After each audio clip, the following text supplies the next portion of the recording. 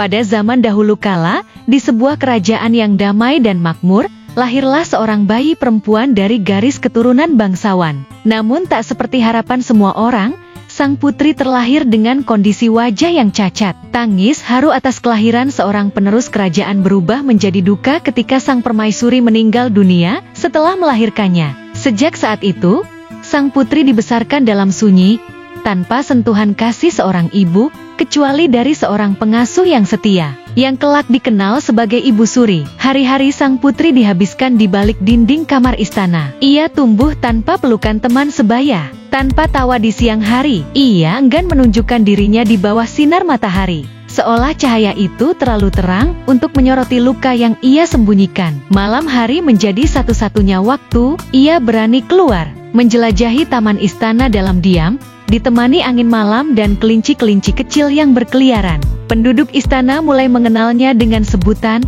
Putri Malu, sebuah nama yang mencerminkan keberadaannya yang misterius dan tertutup. Tak ada yang tahu seperti apa wajahnya, tak seorang pun pernah melihatnya di siang hari. Waktu berjalan, sang putri menjelma menjadi remaja yang cantik dalam caranya sendiri. Meski wajahnya belum berubah, hatinya mulai dipenuhi dengan kerinduan akan dunia luar. Ia mulai bertanya-tanya seperti apa rasanya bermain bersama teman, tertawa bersama, atau bahkan sekadar berjalan-jalan tanpa rasa takut dipandang aneh. Namun, rasa malu yang telah lama tumbuh bersamaan dengan usianya seolah menjadi tembok besar yang sulit ia lewati. Ia takut ditolak, takut dicemooh, takut menjadi bahan belas kasihan Ibu Suri, yang selalu mencintainya seperti darah daging sendiri. Tak sanggup melihat keresahan itu terus berdiam dalam diri putri kecilnya. Ia tahu, ini saatnya memberikan pelajaran penting yang akan membuka mata hati sang putri tentang arti kecantikan yang sesungguhnya.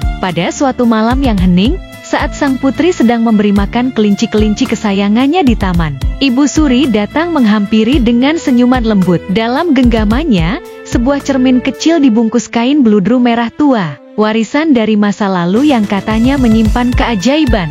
Putri Malu menerima cermin itu dengan ragu. Namun saat ia menatap bayangan dirinya, hatinya seolah remuk kembali. Wajah yang selama ini ingin ia sembunyikan justru tampak jelas di sana, tanpa belas kasihan. Ia merasa dihianati, marah, dan sakit hati. Tanpa bisa menahan emosi, ia membentak Ibu Suri, lalu melemparkan cermin itu ke tanah. Ibu Suri hanya diam, menahan air mata, tak mengerti mengapa reaksi sang putri begitu keras. Dengan langkah cepat, sang putri kembali ke kamarnya. Namun jauh di lubuk hatinya, kata-kata Ibu Suri terus terngiang, bahwa kecantikan bukanlah soal rupa, melainkan cerminan hati, bahwa penerimaan dan rasa syukur mampu mengubah segalanya. Hari-hari berlalu, Putri Malu mulai belajar memahami dan menerima dirinya. Ia merenung dalam kesunyian, menatap wajahnya dalam cermin itu dari waktu ke waktu. Semakin ia berdamai dengan dirinya, semakin tenang hatinya. Hingga suatu hari,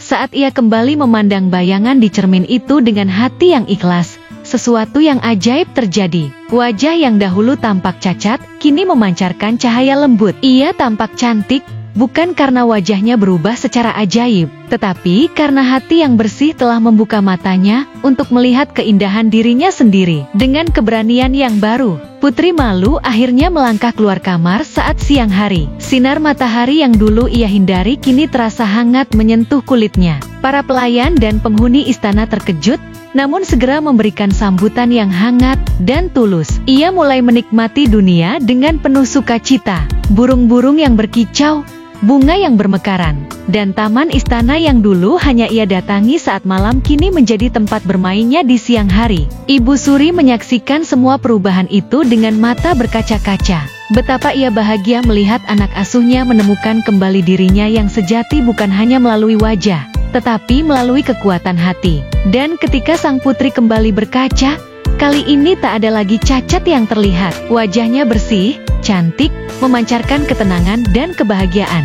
Bukan karena sihir cermin, melainkan karena cinta, syukur, dan keberanian telah mengubah cara ia memandang dunia dan dirinya sendiri.